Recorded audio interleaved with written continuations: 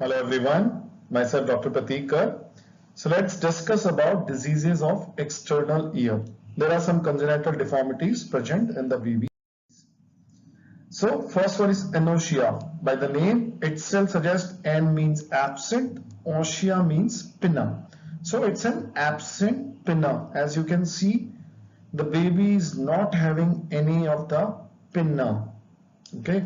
Then again, other term is microtia. That means malformed ear, or we can say smaller ear, where the pinna is not of normal size but of smaller abnormal size. Another term, bat ear. We all know bat. So how the bat ear looks? So in the bat there is no antihelix. So bat ear absent antihelix. Look at the diagram. Normally in our ear there is an antihelix.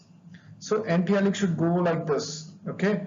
So this is our normal ear. So in bat ear there is antihelix absent. Then comes Mozart ear. So in Mozart ear, what happened? There is fusion of antihelix plus helix. So Mozart ear is fusion of antihelix plus helix. Then other term is Wildermuth ear. So Wildermuth ear, there is absent helix. These are some of the congenital, or we can say post-birth abnormalities. Now there is preauricular appendages. So what is preauricular appendages? In the area which is anterior to the auricle. So in the preauricular area, some of the times there is presence of some skin tags or some sort of tissue. So look at this diagram. So this is preauricular appendages. So it is present in the preauricular area, as you can see here. Okay. Now there is preauricular sinus. Look at the diagram. There is a small opening present just anterior to the pinna, which is known as preauricular sinus, and it is present at the anterior-most part of the pinna, which is at the junction of the tragus. This is my tragus and this is my helix. So in between the anterior end of the helix and the tragus, there is a small opening which is known as preauricular sinus. It is present at the root of the helix. And why this happens? Because of incomplete fusion of structures which are being produced by the first and the second branchial arch. So during embryonic life, the formation of pinna, it happens because of the fusion of first and second branchial arch. And sometimes if there is incomplete fusion, that will lead to preauricular sinus. What is the treatment of preauricular sinus?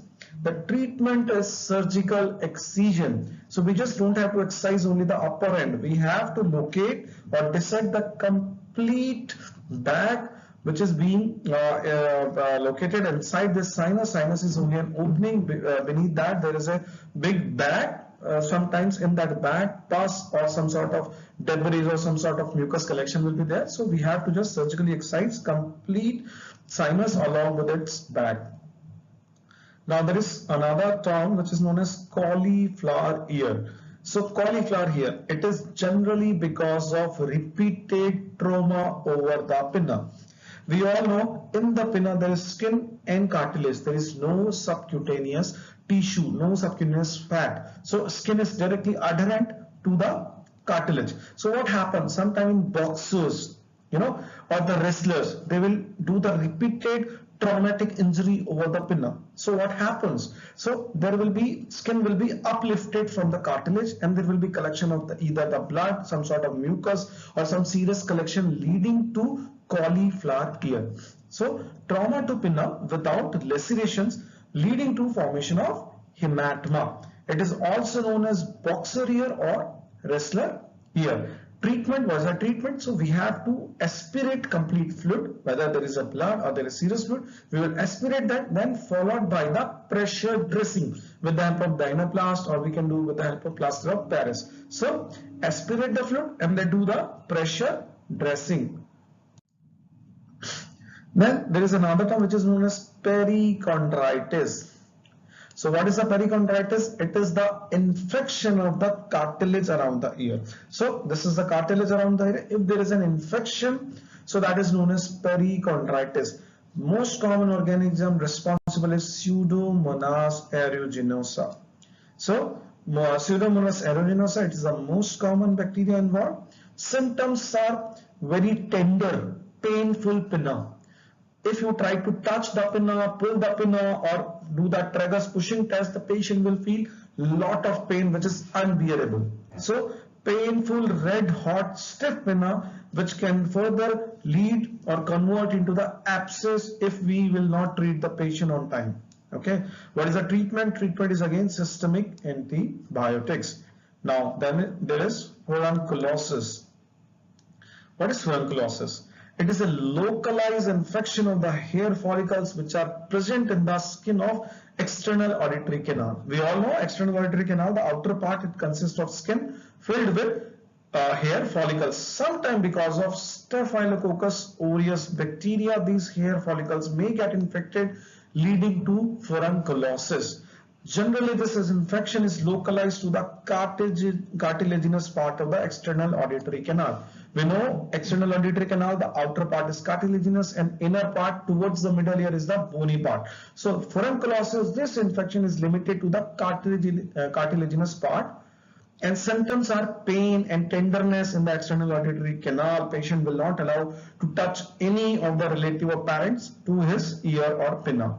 And the pain will generally aggravated by the jaw movement because that temporomandibular joint is there. If a patient try to swallow or chew anything, so this pain will get increased. So pain will aggravated by the jaw movement, and so the lesion is very small, but pain as proportion to the lesion is very, very big.